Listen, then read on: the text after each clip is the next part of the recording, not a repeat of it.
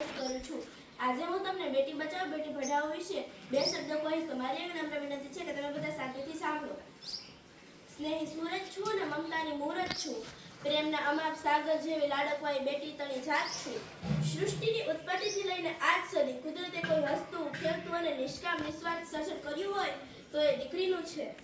મિત્રો, જગતજનની જગદંબાના અવતાર સમી દીકરી એ તો દિલનો દીવો કહેવાય। દીકરી એ તો તુલસીનો પાવન છોડ કહેવાય। કરુણા, ત્યાગ અને પ્રેમની સાક્ષાત મૂર્તિ કહેવાય સાહેબ। 21મી સદી એટલે જ્ઞાન, વિજ્ઞાન અને ટેકનોલોજીની સદી કહેવાય। આજના આ યુગમાં પણ આજની સ્ત્રીઓ પુરુષોને સમોવડી બનીને પોતાના નેતૃત્વના ગુણો પ્રદર્શિત કરી રહી છે।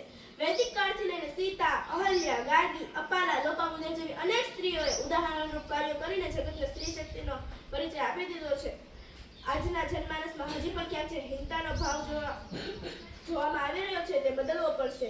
મિત્રો, દીકરી નથી સાપનો ભારો, દીકરી તો છે તુલસીનો ક્યારો, દીકરી તો છે ગંગાનો ઓવારો, દીકરી બનાવ રોજબરોજ જોવા મળી રહ્યા છે।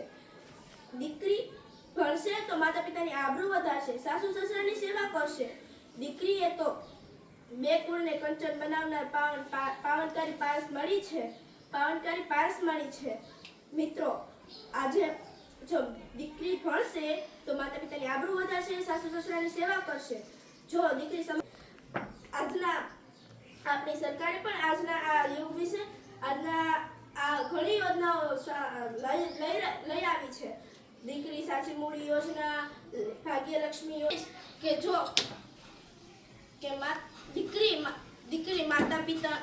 દીકરી પિતાનો શ્વાસ છે અને માતાનો વિશ્વાસ છે। ભાઈનો અઢળક ઓવાર ના લેતો પ્રેમ છે। છેલ્લે હું એટલું જ કહીશ કે સ્નેહને નિકટથી સરવાણી છું, માતા પિતાનો પ્રેમ અને પરીઓની રાણી છું। દીકરી બેટી બચાવો બેટી પઢાઓ બેટી સંગ હેત પ્રેમ ને લાગણીમાં વસ્તુ જાય છે ભારત।